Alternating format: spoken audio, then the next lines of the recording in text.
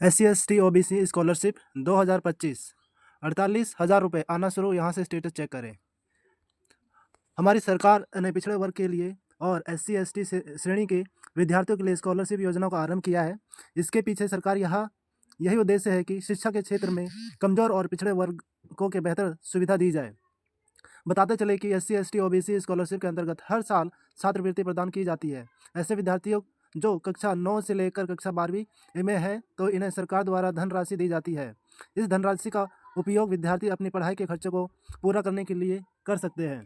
तो अगर आप भी किसी विद्यालय या शिक्षा संस्थान में है तो ऐसे में आपको भी इस स्कॉलरशिप योजना का फ़ायदा उठाना चाहिए। लेकिन आप इस छात्रवृत्ति को तभी प्राप्त कर सकते हैं जब आप अपना आवेदन जमा करेंगे। आज के इस आर्टिकल में हम बताएंगे कि कैसे गरीब और पिछड़े वर्ग के छात्र स्कॉलरशिप के लिए आवेदन दे सकते हैं और लाभ ले सकते हैं। SC/ST OBC scholarship 2025। SC/ST OBC scholarship 2025 के द्वारा हमारी सरकार ऐसे विद्यार्थियों को मदद करती है जो किसी विद्यालय में पढ़ रहे हैं। बताते चले कि इस छात्रवृत्ति योजना के माध्यम से छात्रों को 48,000 रुपये की स्कॉलरशिप दी जाती है।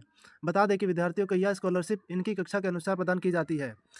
इस प्रकार ऐसे विद्यार्थी जो कक्षा 9 से कक्षा 12वीं में पढ़ रहे हैं तो इन्हें इस स्कॉलरशिप योजना का लाभ लेने का मौका दिया जाता है। परंतु इस छात्रवृत्ति के लिए केवल ऐसे विद्यार्थी ही पात्र माने गए हैं जो अनुसूचित जाति, अनुसूचित जनजाति या फिर OBC वर्ग में ऐसे संबंध रखते हैं।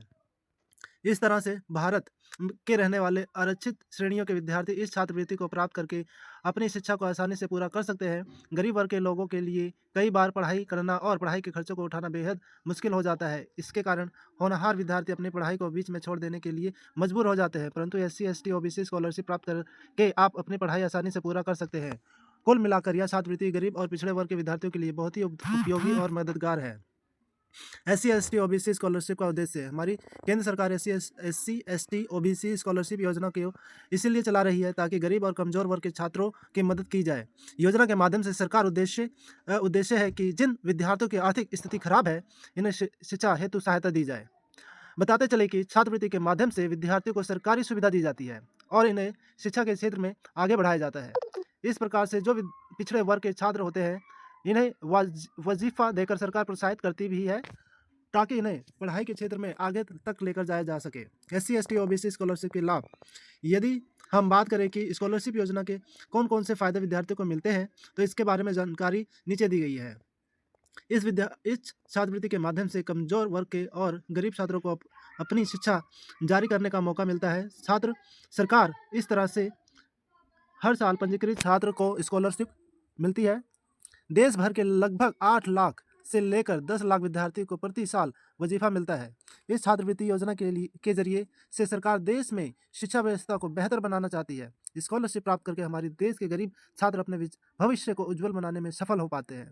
SC/ST OBC स्कॉलरशिप के लिए पात्रता, अगर आपको SC/ST OBC स्कॉलरशिप का लाभ लेना है तो ऐसे में आप तभी वजीफा प्राप्त कर सकते हैं जब आप निम्नलिखित योग्यता रखते होंगे। विद्यार्थी का भारत का मूल निवासी होना अनिवार्य है। यह स्कॉलरशिप केवल अनुसूचित जनजाति, अनुसूचित जाति और OBC वर्ग के छात्रों के लिए है।